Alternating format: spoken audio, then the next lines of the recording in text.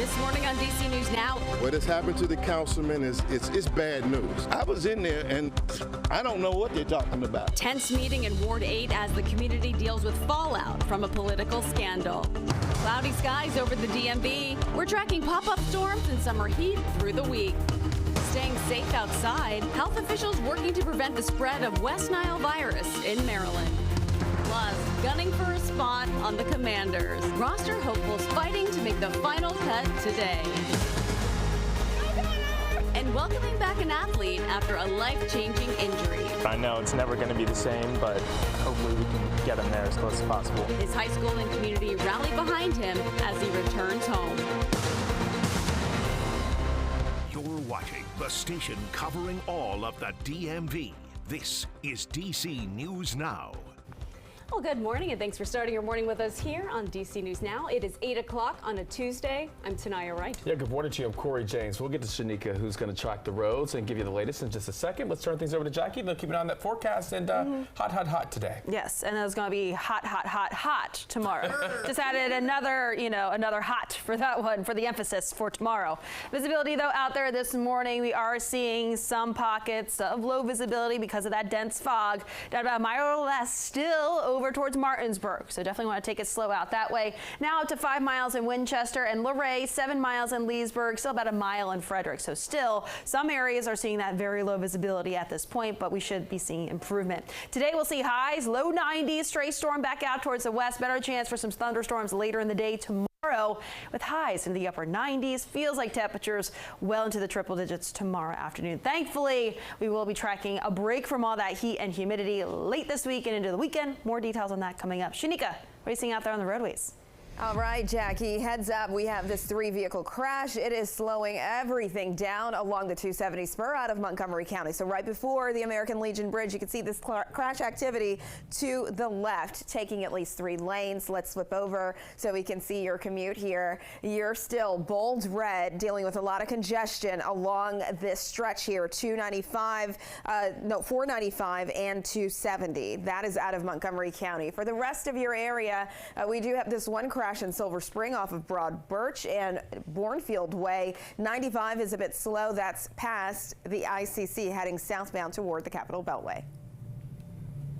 Shanika, thank you. DC police investigating a homicide after a toddler died in Southeast. Officers say they responded to a call for an unconscious child at about 11 o'clock last Thursday morning.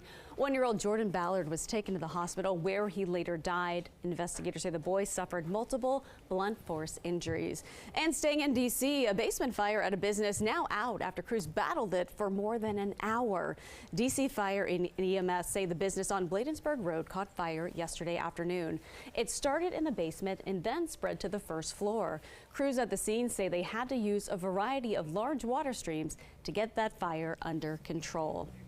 Well, new fallout following the arrest of Ward 8 Councilmember Trayon White. Yes, several community groups got together at a town hall meeting last night discussing the future of Ward 8. DC News Now's Liberty Simmons is live this morning in Southeast. In Liberty, a lot of passion was heard at that meeting.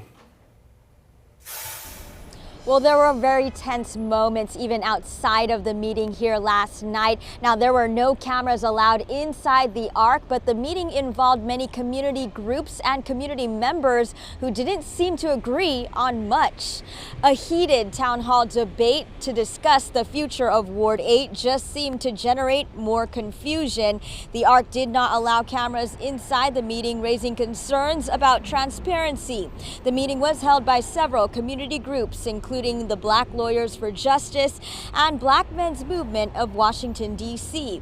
It came 1 week after Councilmember Trayon White was arrested on federal bribery charges. Some questioned the intent of the meeting, saying people who did not even live in Ward 8 were in there. Those in the meeting also disagreed on who should be the candidate to now lead Ward 8 as the November election draws near. Need a unified campaign, a unified write-in campaign. What I want to see is Ward 8 stick together and support our council member unless he go to trial and get convicted. Lots of differing views right there. Now there is a follow-up press conference set for tomorrow. Meanwhile, White is set to be back in court on September 19th. For now, in Southeast D.C., Liberty Simmons, D.C. News Now. All right, we'll have to see what happens. Liberty, thank you. Time right now, 8:04 on this Tuesday morning. In Maryland, former Prince George's County Councilmember Mel Franklin pleading guilty to a felony theft scheme and perjury. Prosecutors say Franklin used more than $120,000 in campaign funds to pay for personal expenses, including loans, debt, and cosmetic procedures. Now, he resigned from his seat back in June after being alleged of those crimes. Franklin's sentencing is scheduled for November 13th. And a Bethesda Chevy Chase High School student facing charges for making bomb threats against 3 schools last spring. Investigators say the 15-year-old student coordinated with a 12-year-old to make those bomb threats. The calls were made over 2 days back in May.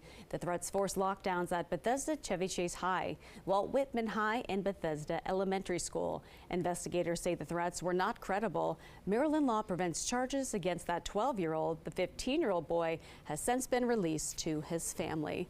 And thieves allegedly using fire extinguishers to steal chips from the MGM Hotel and Casino at National Harbor. Prince George's County Police say 3 of those suspects, teenage boys. Right now, they are working to identify additional people believed to be involved.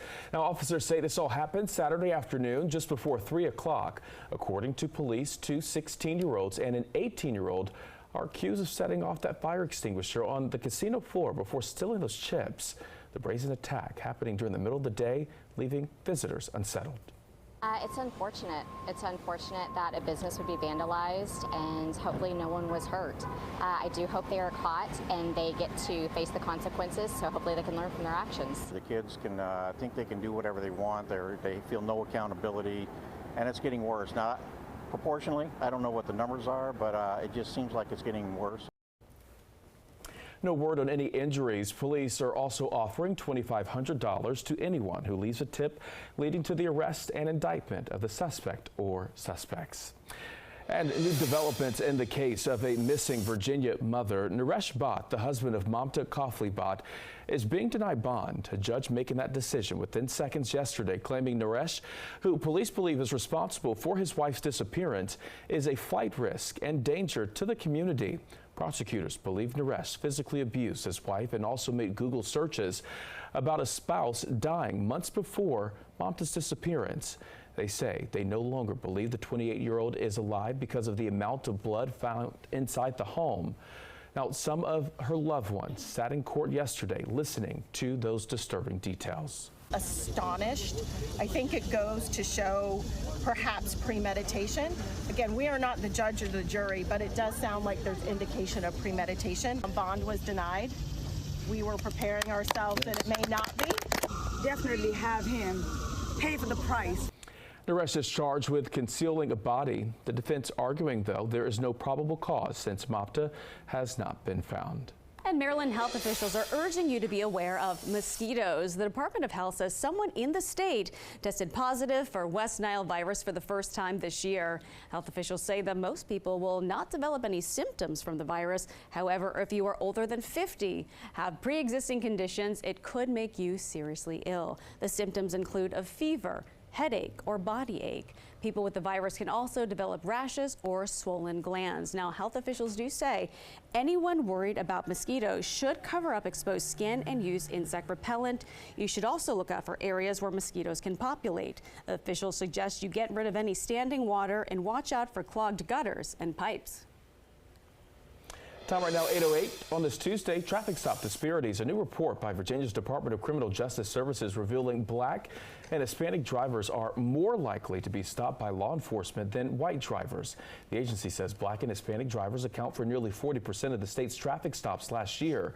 However, it says it makes up less than 30% of drivers in Virginia. Meantime, white drivers make up nearly 64% of the driving population, but only account for 57% of traffic stops. The report says several factors might play a role, including patrol locations and driving pattern differences across racial and ethnic groups. People are not any more likely to commit crimes than white people, but yet they're searched much more often than white people are searched. They're arrested more often than white people are arrested. They're stopped more often than white people are stopped. So the bias exists. Our sister station in Richmond reached out to the Virginia Association of Chiefs of Police and the Virginia Sheriff's Association for a response to the report. Both organizations were either not available or did not reply to their requests for comment. And commuter alert this morning. After nearly 3 months, summer construction red line closures are coming to an end this weekend. Metro says the Glenmont, Wheaton, Silver Spring, and Forest Glen stations are reopening Sunday. This after crews spent time working on tracks and platforms in the area. Transit workers also built part of a new Purple Line station in Silver Spring. Officials say more than 850,000 trips were made on shuttles during the construction work as well. And 8:10 on this Tuesday morning. Still to come on DC News Now. Fairfax County planning to clear a homeless encampment in Reston, Virginia. Details on the county's plan to house those people living there coming up. And sending your kids to school with a healthy lunch. After the break, a local diet expert has tips to get your kids the food they need to have a great day. All right, Jackie, I was hoping we were done with close to triple-digit weather, but it doesn't look like it yet. Right. It looks like we'll be seeing that for the day tomorrow. Out there for the day today, though, we'll still continue that heating trend, though, with highs in the low to mid 90s. Tomorrow, as you had mentioned, we're right around the triple digits. So more details and when we see that relief in that 8-day forecast right after the break.